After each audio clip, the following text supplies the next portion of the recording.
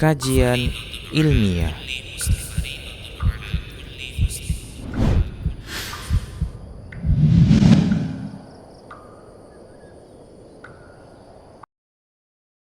Bismillahirrahmanirrahim. Assalamualaikum warahmatullahi wabarakatuh.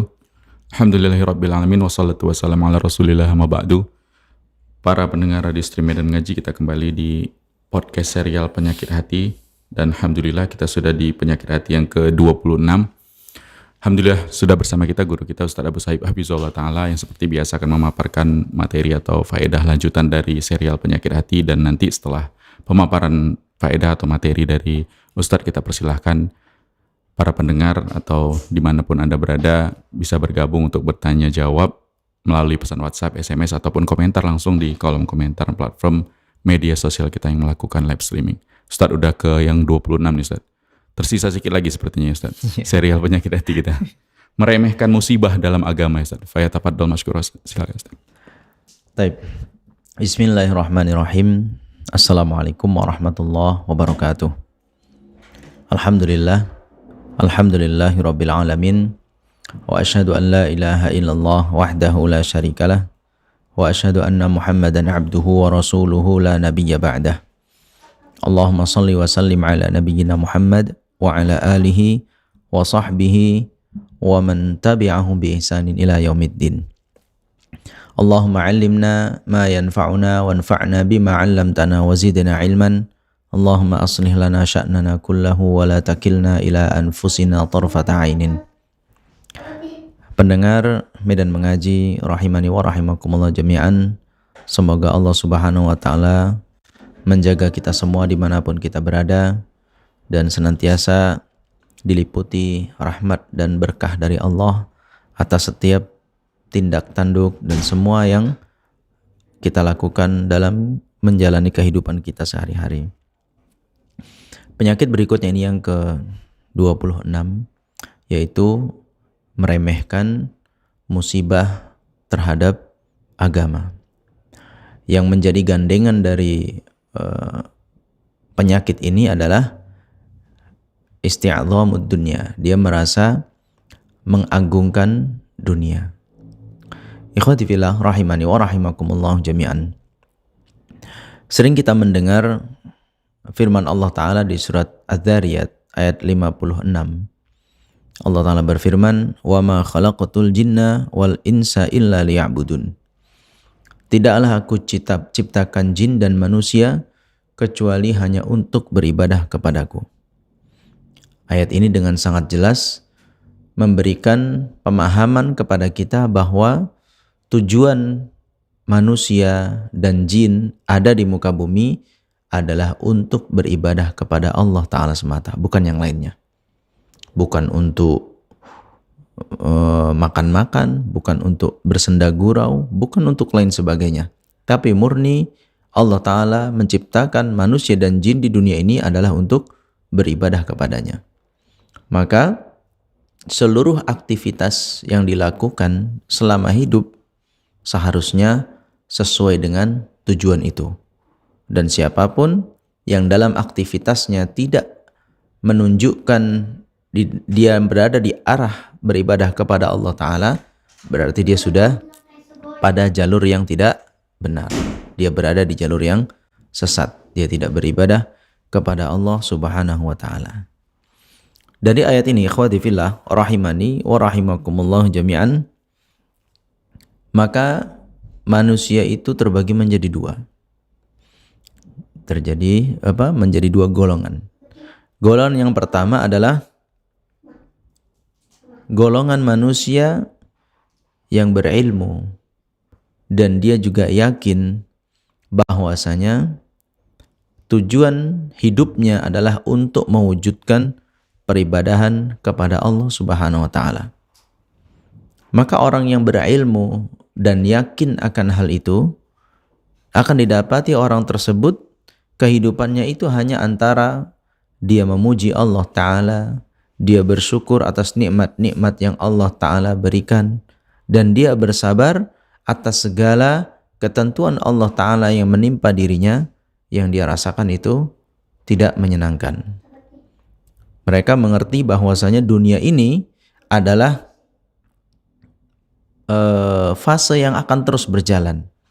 Adalah waktu yang akan terus berjalan, dan ini bukanlah tempat untuk menetap selama-lamanya. Ya, bahwasanya mereka mengerti tempat untuk nanti dia kembali adalah akhirat. Dunia ini akan berlalu dan musnah, dihancurkan oleh Allah Subhanahu wa taala, dan pada akhirnya semua akan berkumpul di akhirat di sana. Begitu juga orang-orang ini, ikhwati fillah rahimani wa rahimakumullah jami'an. Mereka adalah orang-orang yang yakin bahwa Allah Ta'ala sudah menjanjikan surga untuk orang-orang yang beriman dan beramal soleh. Allah Ta'ala menjanjikan kepada mereka, jika mereka menjalankan perintah Allah Ta'ala, mewujudkan tujuan hidupnya, yaitu beribadah kepada Allah Ta'ala semata, maka yang akan mereka dapatkan nanti di hari akhirat, nanti setelah kematiannya, nanti ketika dibangkitkan kembali untuk mempertanggungjawabkan amal, maka Allah Ta'ala menjanjikan untuk mereka surga. Sebagaimana kita dapati firman Allah Ta'ala di surat Fussilat ayat 30 dan 31.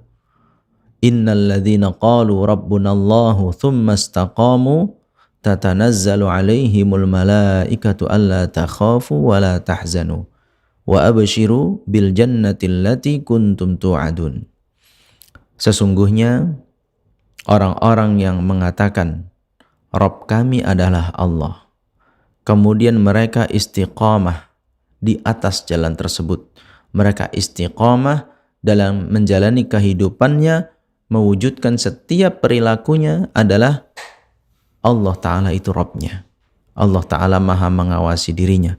Allah Ta'ala menuntut dirinya untuk melaksanakan peribadahan kepadanya, dan istiqamah dengan hal tersebut, tatanazzalu alaihimul malaikah, maka malaikat akan turun, malaikat akan mendatangi, akan menyapa mereka seraya mengatakan alla takhafu wa la tahzanu, kamu janganlah takut dan juga janganlah bersedih. Wa abshiru bil jannati allati kuntum tu'adun, dan bergembiralah kamu terhadap surga yang untuk kalian nanti dijanjikan oleh Allah Ta'ala. Nahnu awliya'ukum fil hayatid dunya wa fil akhirah, kami akan menjadi wali bagi kalian di dunia dan juga di akhirat. Walakum fiha ma tashtahi anfusukum walakum fiha ma tad'un, dan kalian akan mendapatkan semua yang membuat hawa nafsu kalian berselera, dan kalian untuk kalian pula apapun yang kalian inginkan. Ini janji Allah Ta'ala. Ini yang akan Allah Ta'ala berikan untuk siapapun yang bersabar selama hidupnya dalam rangka menjalankan peribadahan kepada Allah Ta'ala. Yang kita dapati benar, banyak hal-hal yang mungkin tidak bersesuaian dengan hawa nafsu kita. Dan memang surga itu dihiasi dengan perkara-perkara yang dibenci oleh hawa nafsu. Ya, surga itu diliputi dengan jalan-jalan yang hawa nafsu sangat membencinya. Tapi selepas itu, dengan dia bersabar mengendalikan hawa nafsunya selama hidup, maka Allah Ta'ala akan berikan ganjaran nanti di surga. Lakum fiha ma tashtahi anfusukum, kamu akan mendapatkan semua yang diinginkan oleh hawa nafsumu, apapun. Walakum fiha ma tad'un, dan kalian akan mendapatkan apapun yang kalian inginkan. Maka dunia ini bukan tempat kita untuk memperturutkan hawa nafsu. Dunia ini bukan tempat untuk kita mengumbar-ngumbar semua keinginan kita. Dunia ini bukan tempat untuk apapun yang kita inginkan harus kita dapatkan, tidak. Dunia ini penuh dengan batasan. Dunia ini seperti yang digambarkan oleh Rasulullah SAW, dunia sijnun lil mu'min wa jannatun lil kafir. Dunia ini adalah seperti penjara bagi orang-orang yang beriman. Iya. Kenapa dikatakan penjara? Karena penuh dengan batasan-batasan. Mau seperti ini ada batasannya, mau seperti ini ada batasannya, mau begini ada batasannya. Semua penuh dengan batasan-batasan yang harus kita perhatikan sesuai dengan tujuan penciptaan kita, yaitu beribadah kepada Allah Subhanahu wa Ta'ala. Namun nanti di surga, batasan-batasan itu akan dicabut oleh Allah Ta'ala. Semua akan diberikan kebahagiaan oleh Allah Ta'ala sesuai dengan keinginannya. Begitu juga kita bisa dapati surat Yunus ayat 62 dan 63. Ala inna awliya Allahi la khawfun alaihim wa la hum yahzanun. Ketahuilah sesungguhnya wali-wali Allah tidak ada rasa takut atas mereka, dan mereka juga bukan orang-orang yang bersedih. alladzina amanu wa kanu yattaqun, dan mereka adalah orang-orang yang beriman dan juga bertakwa kepada Allah Subhanahu wa taala. Di surat Al-Baqarah ayat 82 Allah taala berfirman, walladzina amanu wa amilus solihati ulaika ashabul jannati hum fiha khalidun. Dan orang-orang yang beriman serta beramal soleh, mereka adalah para penghuni-penghuni surga dan mereka kekal di dalamnya. Ini yang diidam-idamkan. Ini yang diilmui dan diyakini oleh orang-orang yang seperti ini, yaitu bahwasanya tujuan hidup mereka adalah beribadah kepada Allah Ta'ala. Maka mereka mengupayakan apapun yang mereka lakukan dari sejak mata terbuka sampai kembali menutup, itu semua dalam rangka peribadahan kepada Allah Subhanahu wa Ta'ala. Karena Nabi SAW pernah menyampaikan sebuah janji untuk orang-orang yang beriman dan beramal soleh. Qala Allah tabaraka wa ta'ala, a'dadtu li'ibadiyas salihin ma la 'ainun ra'at wa la udhunun sami'at wa la khatara 'ala qalbi basharin. Sesungguhnya Allah Ta'ala pernah mengatakan, aku telah menyiapkan untuk hamba-hambaku yang soleh, yaitu nikmat yang tidak pernah dilihat oleh mata, tidak pernah didengar oleh telinga, dan tidak pernah terbesit dalam hati anak manusia seorang pun. Artinya nikmat yang Allah Ta'ala memang berikan spesial, secara khusus untuk mereka, untuk orang-orang yang mengerti dan yakin serta mengamalkan tujuan hidupnya adalah untuk beribadah kepada Allah Subhanahu wa Ta'ala. Dan mereka ini, ikhwati fillah rahimani wa rahimakumullah jami'an, adalah golongan orang-orang yang tidak terlalu memperdulikan terhadap musibah-musibah dunia. Karena hidup di dunia tidak akan pernah lepas dari yang namanya musibah. Sebagaimana Allah Ta'ala firmankan, ahasiban nasu ayyutraku ayyaqulu amanna wa hum la yuftanun. Apakah manusia akan menyangka ketika mereka beriman kepada Allah lalu mereka dibiarkan begitu saja tanpa diuji? Maka Allah Ta'ala katakan apa? Walaqad fatannal ladzina min qablihim. Sungguh orang-orang sebelum mereka sudah kami uji. Fala ya'lamannallahu alladzina shadaqu wa la ya'lamannal kadzibin. Yang dengan demikian Allah Ta'ala mengetahui siapa yang jujur dengan keimanannya dan siapa yang dusta dengan keimanan tersebut. Nah itu ikhwati fillah rahimani wa rahimakumullah jami'an. Maka ini yang membuat mereka melihat musibah-musibah dunia itu menjadi hal yang ringan. Karena apa? Mereka paham seberat-beratnya musibah yang mereka dapati di dunia ini, tempo waktunya singkat.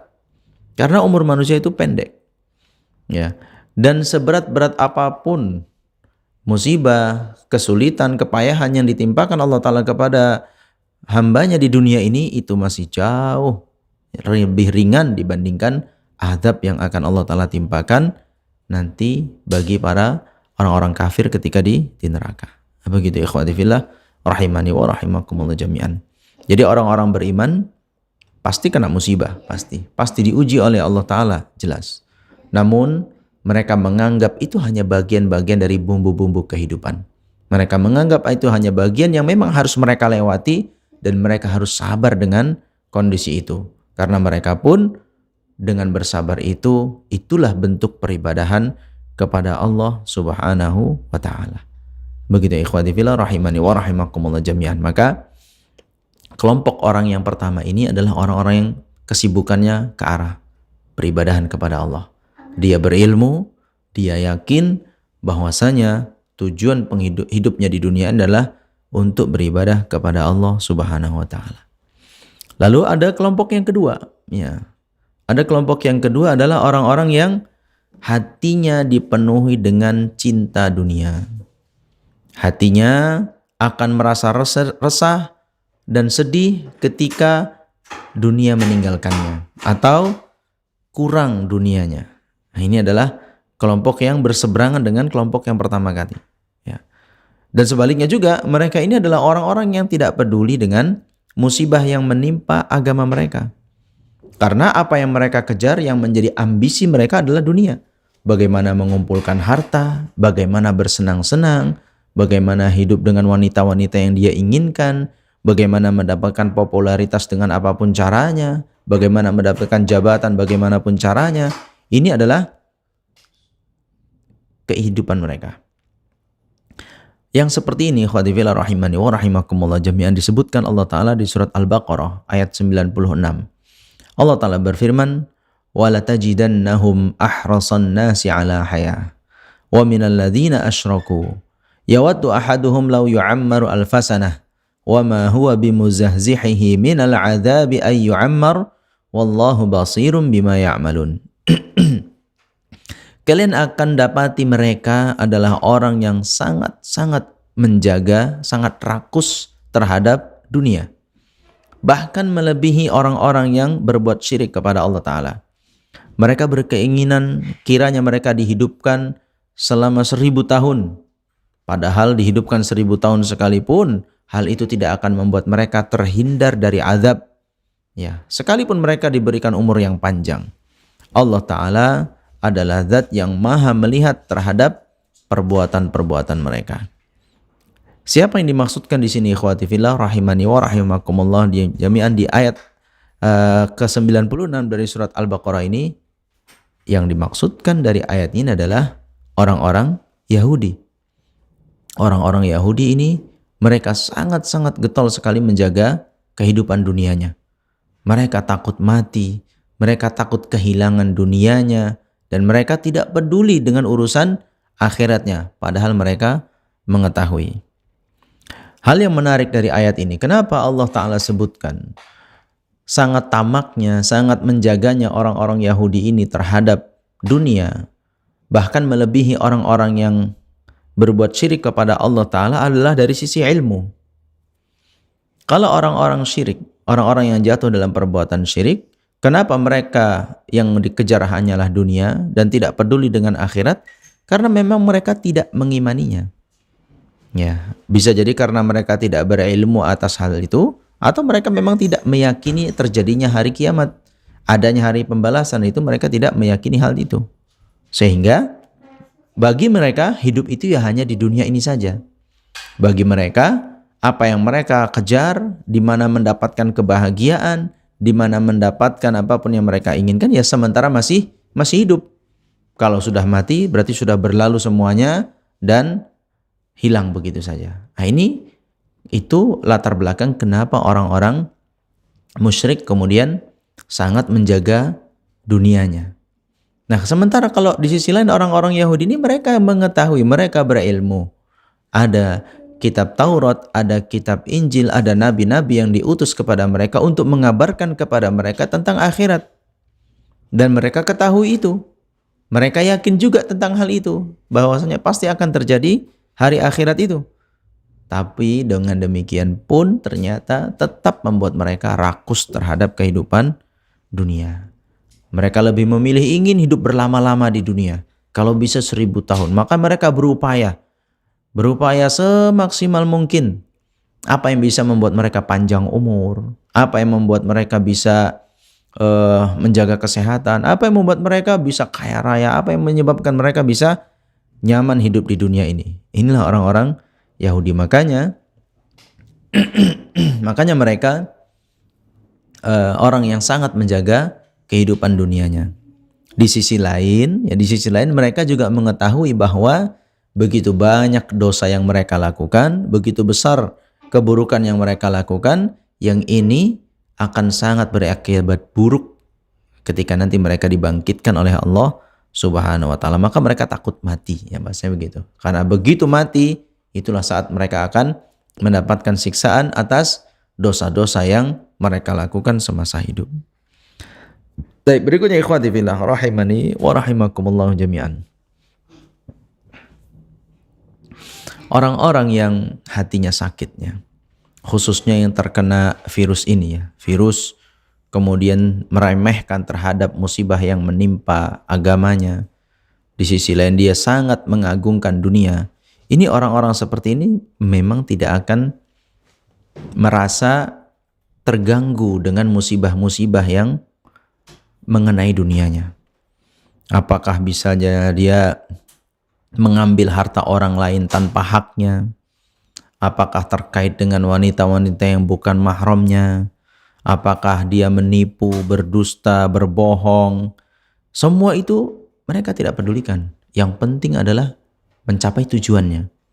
Yang penting adalah apapun yang dia inginkan harus dia dapatkan. Di sisi lain jelas mereka tidak akan peduli ketika mereka meninggalkan sholat, ketika mereka meninggalkan puasa, tidak membayarkan zakat, meninggalkan kewajiban haji dan lain sebagainya. Ini mereka tidak akan pedulikan karena hatinya yang memang sudah sakit. Orientasinya benar-benar sudah berpaling dari peribadahan kepada Allah Subhanahu wa ta'ala. Maka ikhwati fillah rahimani wa rahimakumullah jami'an, orang-orang seperti ini ya, jika ada orang yang sampai hatinya sakit seperti ini akan sangat menderita. Sangat menderita. Di antara penderitaan yang akan dia dapati adalah Allah Ta'ala firmankan di surat Al-Kahfi ayat 49, Ya wailatana ma li hadzal kitabi la yughadiru saghiratan wala kabiratan illa ahsaha wa wajadu ma 'amilu hadira wala yadhlimu rabbuka ahada. Mereka akan menyayangkan kondisi mereka. Ya wailatana, duhai celakalah kami. Ini buku catatan seperti apa yang tidak meninggalkan apakah yang kecil maupun yang besar, kecuali semua dituliskan di dalamnya. Dan mereka itu orang-orang yang lupa terhadap akhiratnya itu, kemudian terkena penyakit cinta dunia itu, mendapati semua perbuatannya itu ada di hadapannya. Dan tidak seorang pun akan dizolimi oleh Allah Subhanahu wa ta'ala. Ini salah satu penderitaan mereka. Hanya akan menjadi sebuah penyesalan. Allah Ta'ala sudah menurunkan para rasul yang tujuannya adalah untuk menjelaskan kepada manusia tujuan hidupnya. Melalui mereka para rasul pun sebahagiannya Allah Ta'ala turunkan Alkitab. Ya, sebuah buku pedoman untuk diikuti oleh manusia agar mereka bisa mendapatkan surganya Allah Subhanahu wa ta'ala yang mereka idam-idamkan. Yang mereka selama hidup di dunia harus menahan diri dari semua itu, karena itu dilarang oleh Allah Subhanahu wa ta'ala. Tapi nanti di akhirat, nanti di surganya Allah Ta'ala, maka semua itu akan mereka dapatkan. Keutamaan sebagai bentuk pemuliaan dari Allah Subhanahu wa ta'ala. Itulah pula di sisi lain, Nabi SAW pernah bersabda dalam sebuah hadis sahih dari Anas bin Malik radhiyallahu anhu. Beliau bersabda, "Lau ta'lamuna ma a'lam la dhahiktum qalila wa la bakaitum katsira." Andai saja kalian mengetahui apa yang aku ketahui, maka kalian akan sedikit sekali bisa tertawa dan akan lebih banyak menangis. Karena itu tadi, ya, kita ini banyak jahilnya. Kita ini banyak tidak tahunya. Kita ini banyak tidak pedulinya terhadap ilmu, terhadap untuk mengetahui hakikat kehidupan ini. Sehingga itu yang kita dapati diri kita sebaliknya, lebih banyak tertawa dan sulit untuk menangis. Ya, kenapa seperti itu? Ya jelas seperti apa yang kata Nabi SAW, karena ilmu kita dibandingkan ilmu Rasulullah SAW jauh. Ya, sangat jauh. Maka ini yang perlu kita kuatkan untuk terus mempelajari, untuk menguatkan keyakinan kita, untuk menguatkan iman kita kepada Allah Ta'ala. Maka seringlah untuk membaca kitabnya, membaca Al-Quran, mentadabburinya, memahami maknanya, menerapkan isinya. Kemudian membaca petunjuk-petunjuk Rasulullah Sallallahu Alaihi Wasallam. Ya, karena hanya orang-orang berakal lah yang akan bisa seperti itu. Sebagaimana firman Allah Ta'ala surat Al-Baqarah ayat 269, "Wa ma yadzakkaru illa ulul albab." Dan tidaklah akan mengingat dan tidaklah akan menjadi orang yang cerdas dan tidaklah akan menjadi orang yang berilmu dan tidaklah kemudian menjadi orang yang berzikir kepada Allah Ta'ala dan tidaklah menjadi orang yang mengambil pelajaran atas petunjuk-petunjuk Allah Ta'ala dan Rasulnya illa ulul albab, kecuali orang-orang yang berakal, kecuali orang-orang yang cerdas. Maka jadilah orang yang cerdas. Jangan terpedaya dengan hawa nafsu. Jangan terus-menerus apapun yang diinginkan harus didapatkan. Karena semua ini akan dipertanggungjawabkan di hadapan Allah Ta'ala. Apa yang kita ucapkan, apa yang kita makan, apa yang kita lakukan, apa yang kita dapatkan, semua nikmat-nikmat Allah Ta'ala ini akan dipertanggungjawabkan di hadapan Allah Subhanahu wa taala. Semoga Allah taala lindungi kita dari penyakit ini ya, meremehkan terhadap musibah dari sisi agamanya. Ketika orang sudah mulai malas sholat, ini musibah. Ketika orang sudah puasa itu dianggap remeh, ini musibah. Ketika orang menganggap zakat itu tidak penting, itu musibah. Ketika seorang merasa berbuat zalim itu hal yang biasa, itu musibah. Ya, itu musibah yang berkaitan dengan agama kita. Itu musibah yang berkaitan dengan kehidupan akhirat kita. Maka waspadailah hal itu, ya, jadikanlah itu adalah musibah-musibah besar bagi diri kita, sehingga ketika kita menyadari musibah besar seperti itu, maka kita pun berupaya untuk mencari obatnya. Obatnya ada dalam Al-Quran. Obatnya ada dalam hadis Nabi SAW. Maka pelajarilah ilmu Allah Ta'ala di dalam Al-Quran dan sebagaimana Nabi SAW menjelaskannya. Demikian ikhwati fillah, rahimani wa rahimakumullah jami'an. Mudah-mudahan bermanfaat. Aqulu qawli hadza wa astaghfirullah li wa lakum wa lisairil muslimin wal muslimat innahu huwal ghafurur rahim. Baik, Masya Allah, jazakumullah khairan Ustaz atas pemaparan faedahnya. Dan para pendengar Radio Stream Medan Ngaji, kita persilahkan bagi antum yang mau bergabung di podcast serial Penyakit Hati kali ini bisa memberikan pertanyaannya melalui pesan WhatsApp atau SMS, juga bisa komentar langsung di kolom komentar platform media sosial kita yang melakukan live streaming. Sembari menunggu Ustaz, mungkin pertanyaan dari kita yang studio dulu Ustaz. Berarti ini kalau kita mau mencoba menyimpulkan tentang judul dari episode Penyakit Hati kita kali ini adalah ketika manusia itu udah keluar dari tujuan dia diciptakan adalah untuk beribadah, itulah berarti disitulah dia sudah mulai terkena musibah dalam agama ya Ustaz. Baik, ini berarti yang perlu kita ketahui mungkin untuk pertama, sebenarnya definisi atau makna ibadah itu apa Ustaz? Karena kalau misalnya seputar sholat, puasa, atau haji, mungkin sulit bagi kita untuk selalu beribadah kepada Allah gitu kan Ustaz. Karena kan ada hal-hal yang lain pasti kita kerjakan yang berkaitan dengan kehidupan kita gitu Ustaz. Silakan Ustaz. Taib ikhwati fillah rahimani wa rahimakumullah jami'an.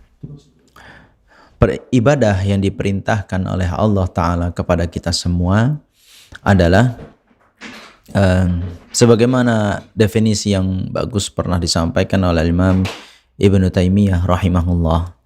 Beliau mengatakan al-ibadatu, ibadah itu adalah ismun jami'un likulli ma yuhibbuhullah wa yardah. Ibadah itu adalah sebuah nama yang mencakup segala sesuatu yang dicintai dan diridhoi oleh Allah Ta'ala. Maka jika didapati seseorang melakukan sesuatu, ingin meraih cinta dan ridhonya Allah Ta'ala, maka itulah bagian dari ibadah. Dan dengan demikian berarti tidak hanya terbatas hanya seperti sholat, puasa. Ini adalah ibadah-ibadah yang jelas perintahnya dan dicontohkan oleh Nabi SAW. Itu ada dalam istilah lain disebut dengan ibadah mahdhah, yaitu ibadah yang sudah jelas perbuatannya dan perintahnya. Tapi ada yang memang ibadah-ibadah itu terkait dengan niatnya. Ada ibadah-ibadah yang terkait dengan perbuatan itu tujuannya apa. Sementara itu adalah awalnya perbuatan-perbuatan mubah. Perbuatan-perbuatan yang sifatnya dilakukan tidak dilakukan itu hal yang tidak ada perintahnya dan juga tidak ada larangannya. Namun ketika seseorang pandai meramu niatnya, ketika seseorang pandai membawa niatnya, perkara yang mubah itu bisa menjadi sebuah ibadah bagi dirinya. Contoh ketika seorang tidur. Tidur adalah hukumnya mubah. Seorang tidur, tidak tidur, ya selama dia tidak mengganggu dirinya secara pribadi, ya tidak mengganggu ibadahnya yang lainnya, maka tidur ini hukum asalnya mubah. Hukum asal tidur mubah. Tapi ketika seorang kemudian tidur, dia merasa kalau cuma sia-sia, pecing mata, hilang penat, hilang capek, sudah begitu saja, ini kurang. Maka seharusnya ketika orang sedang tidur, dia berpikir bahwasanya mudah-mudahan dengan tidur ini nanti bangun, kembali badan itu bisa fresh, kembali badan itu bisa punya tenaga baru untuk melanjutkan peribadahan kepada Allah Ta'ala. Dan tentu ini yang kita dapatkan ketika kita sudah tidur, istirahat, bangun untuk sholat itu jauh lebih bertenaga, jauh lebih bersemangat dibandingkan kalau orang yang tidak tidur kan itu kan. Dia akan pusing kepalanya, dia akan merasa capek, oyong dan lain sebagainya. Nah, dengan demikian tidurnya pun dituliskan sebagai ibadah karena niatnya tadi. Karena dia menggunakan niatnya, tidur itu bukan hanya sekedar beristirahat, tidak, tapi tidur itu selain istirahat namun juga untuk merefresh diri, untuk menguatkan diri kembali, melanjutkan ibadah-ibadah yang lainnya. Begitu juga makan, begitu juga minum dan lain sebagainya. Nah, ini ikhwati fillah rahimani wa rahimakumullah jami'an. Maka cakupan ibadah itu luas. Ya, kalau antum berkemampuan silahkan beli, ada buku bagus yang judulnya misalnya Panduan Amal Sehari Semalam. Ya, buku ini nggak terlalu tipis. Ya, harganya pun nggak sampai lah 100.000 kayaknya. Murah. Panduan Amal Sehari Semalam yang disusun oleh Ustadz Abu Ihsan Hafidhahullah, ya. Yang dalam bahasa Indonesia ini beliau rangkum dari kitab yang tebal-tebal ya. Kalau yang disusun oleh para ulama ada Amal Yaumi wal Lailah gitu kan, panduan amal sehari semalam, itu tebal-tebal banyak bukunya. Tapi alhamdulillah udah beliau ringkas dengan susunan yang sangat baik. Beliau tuliskan apa yang perlu kita biasakan dalam kehidupan sehari-hari dari sejak bangun tidur sampai tidur kembali. Nah, itu Masya Allah. Jadi di situ semua dipaparkan secara singkat dan padat apa yang sepatutnya kita lakukan. Sehingga benar-benar dari sejak kita buka mata ya, bangun tidur sampai kemudian di malam hari kita tidur lagi, itu semua rutinitas dipenuhi dengan ibadah dan ibadah. Tidak lepas dari itu. Dengan aktivitas yang sama seperti sehari-hari. Aktivitas kita pagi misalnya setelah sholat kita mau ada yang sekolah, ada yang bekerja, ada yang berusaha dan lain sebagainya sampai nanti pulangnya sore atau malam dan seterusnya.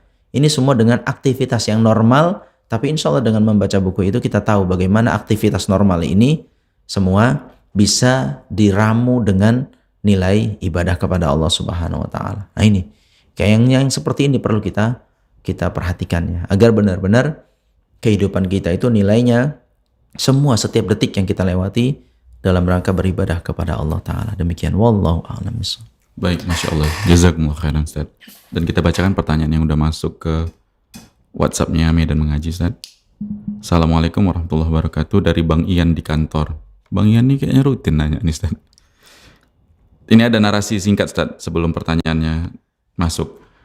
Izin mau tanya, Ustaz. Begini ceritanya. Suatu malam saya hampir nggak bisa tidur karena ada kekhawatiran akan kematian. Mau memejamkan mata kayak dibayang-bayangi akan mati nantinya. Saya udah wudhu, baca doa tidur, zikir, tapi masih kepikiran juga. Saya khawatir kalau mati bekal untuk akhirat masih sedikit. Jejak amal baik di medsos juga sedikit karena bukan orang terkenal. Oke. Ilmu agama juga masih cekak. Anak-anak juga masih kecil-kecil. Penghasilan pas-pasan hanya untuk bertahan hidup. Kalau tiba waktu gajian, duitnya hanya numpang lewat di dompet aja. Ini sambil curhat Bang Ian kayaknya. Oke, khawatir juga kalau saya nanti mati, istri akan menikah lagi dengan pria lain. Oke. Belum lagi kepikiran belum bisa membahagiakan orang tua yang lanjut usia. Bayang-bayang kematian itu beberapa hari jadi pikiran. Dan sepertinya saya belum siap saja menghadapinya. Pertanyaannya, bagaimana sikap yang terbaik pada saat kita ada pikiran-pikiran takut mati dan takut masa depan? Kalau saya nanti mati, dunia ini akan berjalan seperti biasa. Keluarga dan teman dan semua orang lambat laun akan melupakan kita. Mohon nasihat dan bimbingannya Ustadz supaya saya tegar dalam menjalani hidup ini yang penuh dengan lika-liku. Terima kasih Bang Ian, silakan Ustadz. Taib. Waalaikumsalam warahmatullahi wabarakatuh. Kepada Bang Ian ya, barakallahu fiq. Pertanyaannya Masya Allah ya.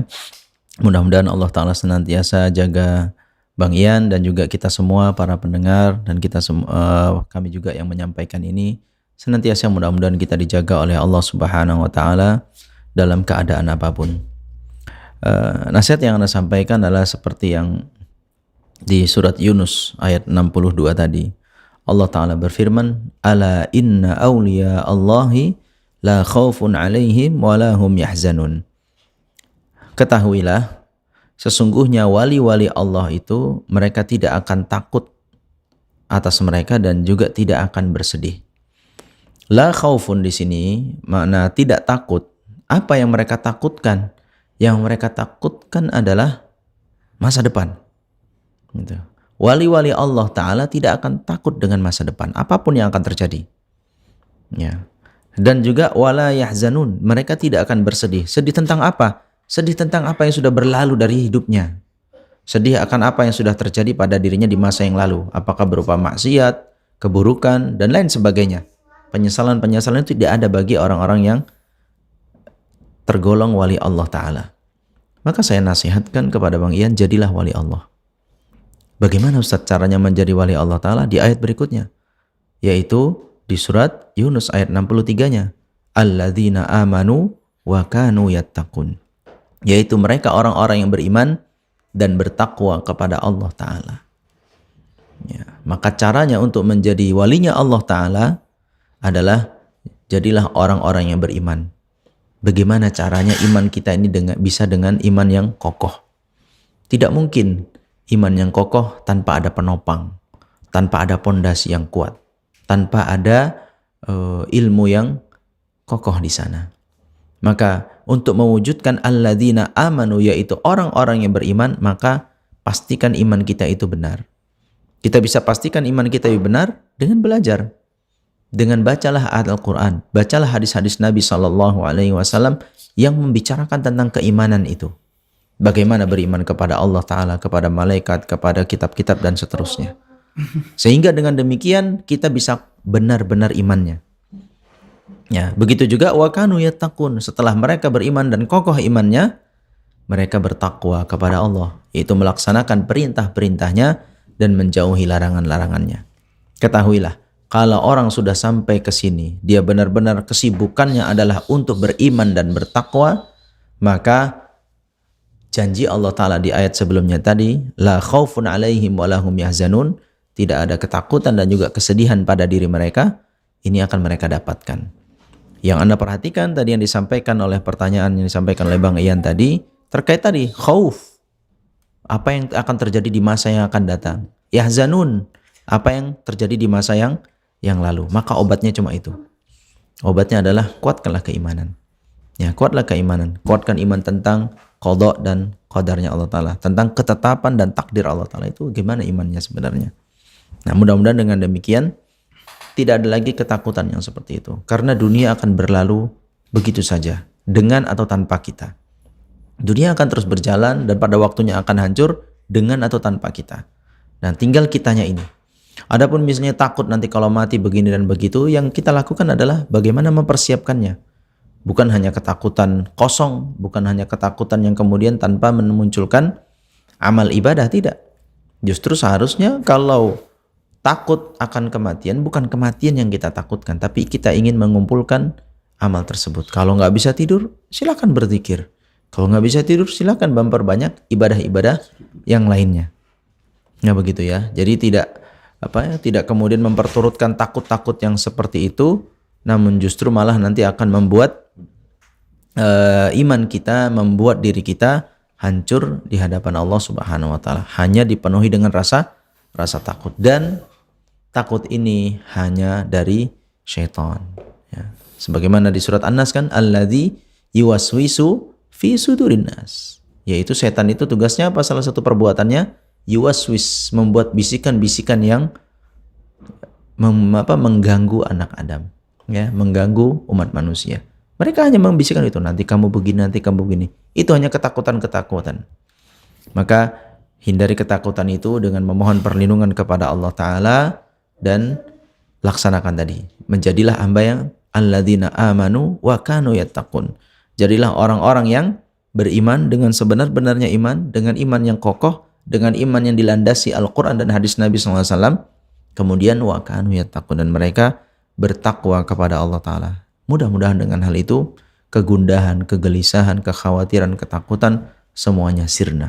Semua kembali kepada Allah Ta'ala yang maha mengatur alam semesta ini. Demikian, wallahu a'lam bishawab. Baik, Masya Allah, jazakumullah khairan Ustaz. Dan ternyata takut mati tadi tuh sifatnya orang Yahudi ya Ustaz. Cinta dunia dan takut mati tadi ya Ustaz. Masya Allah, dan ini berketepatan solidaritas ambil bagian, bekerja sama dengan solidaritas insan peduli, juga dompet sosial Ulunuha akan ya Ustaz, mengadakan daurah untuk pengumpulan donasi ya Ustaz. Masya Allah. Dan paralel itu sebelum dilakukan daurah untuk puncak pengumpulan donasinya, ini sudah dibuka donasinya ya Ustaz.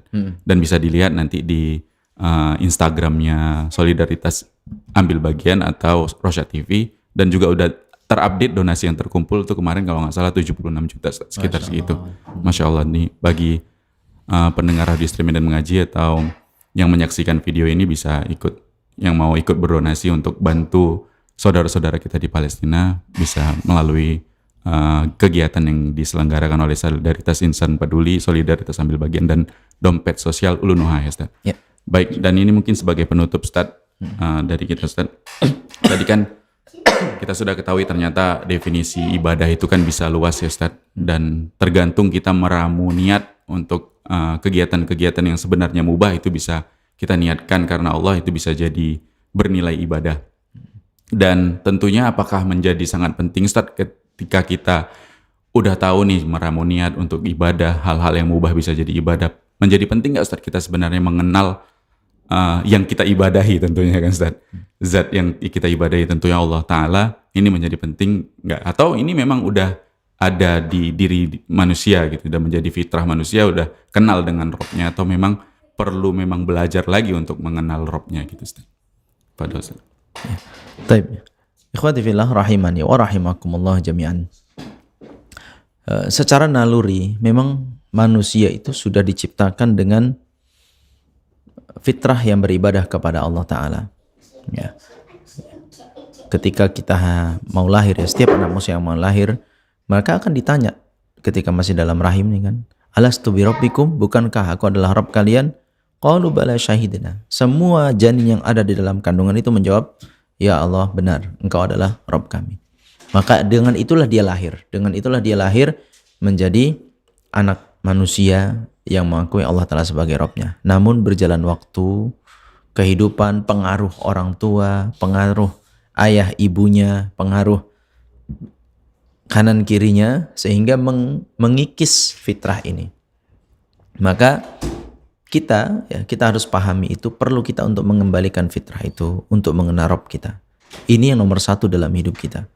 Bagaimana kita bisa kokoh dalam peribadahan, bagaimana kita bisa kuat dalam menghambakan diri kepada Allah Ta'ala, sementara kita tidak mengenal siapa sosok yang kita ibadahi. Apa itu yang kita ibadahi, kita tidak tahu. Sementara Allah Ta'ala sudah banyak sekali memberikan informasi tentang hal itu. Tentang Allah Ta'ala itu bisa kita baca dalam Al-Quran, melalui sifat-sifatnya, melalui nama-namanya, melalui makhluk-makhluk ciptaannya. Ini semua terpampang banyak sekali, dan Nabi SAW juga banyak menjelaskan tentang hal itu. Nah, ini memang nomor satu. Agar mudah-mudahan dengan baiknya kenal kita kepada Allah Ta'ala, baiknya pengetahuan kita tentang Allah Ta'ala, maka hati kita pun lebih meresapi setiap ibadah yang kita lakukan.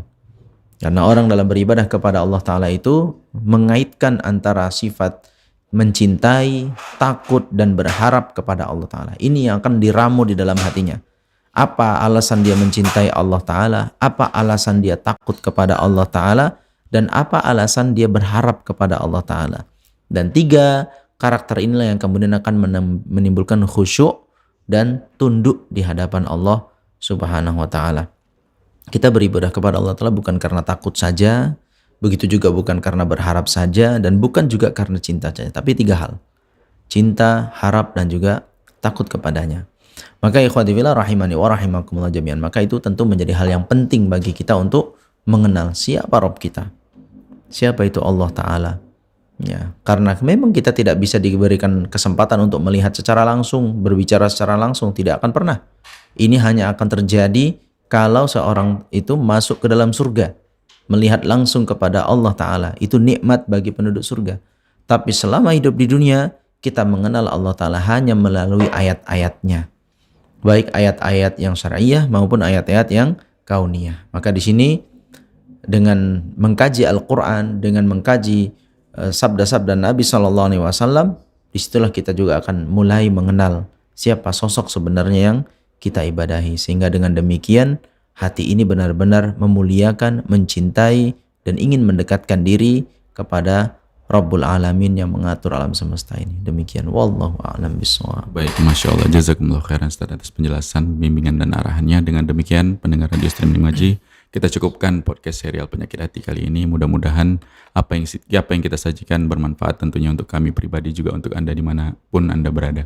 Dan insya Allah kita akan lanjutkan podcast serial penyakit hati di penyakit hati yang ke-27 berarti Ustaz. Masya Allah. Insya Allah di hari dan jam yang sama. Itu saja, mewakili kru yang bertugas kami pamit. Kita tutup dengan doa kafaratul majelis. Subhanakallahumma wa bihamdika asyhadu an la ilaha illa anta astaghfiruka wa atubu ilaik. Assalamualaikum warahmatullahi wabarakatuh.